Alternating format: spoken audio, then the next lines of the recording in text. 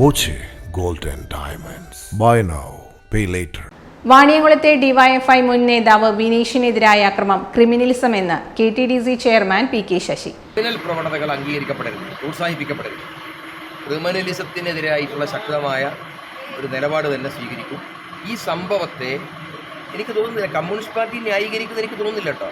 Communist party ന്യായീകരിക്കുന്നത് ഇത്തരം പ്രവണതകളെ, അക്രമ സംഭവങ്ങളെ എതിർക്കുന്ന സ്വഭാവമാണ് കമ്മ്യൂണിസ്റ്റ് പാർട്ടി പൊതുവെ സ്വീകരിക്കാറുള്ളത്. അതുകൊണ്ട് തന്നെ ഈ സംഭവത്തെയും കമ്മ്യൂണിസ്റ്റ് പാർട്ടി അപലപിക്കുമല്ലോ.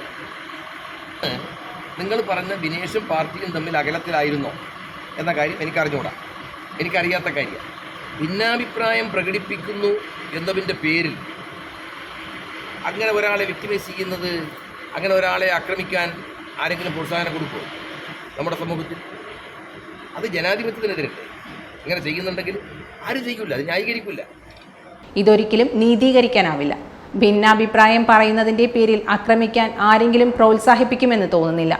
കമ്മ്യൂണിസ്റ്റ് പാർട്ടി പോലും ന്യായീകരിക്കുമെന്ന് വിചാരിക്കുന്നില്ല. ഇതിൽ അതിശക്തമായ പ്രതിഷേധം രേഖപ്പെടുത്തുന്നുവെന്നും PK ശശി വാണിയംകുളത്ത് ആശുപത്രിയിൽ വിനീഷിനെ സന്ദർശിച്ച ശേഷം പറഞ്ഞു. .view ന്യൂസ്, കാഴ്ചകളാണ് ലോകം, കണ്ടു തുടങ്ങുക.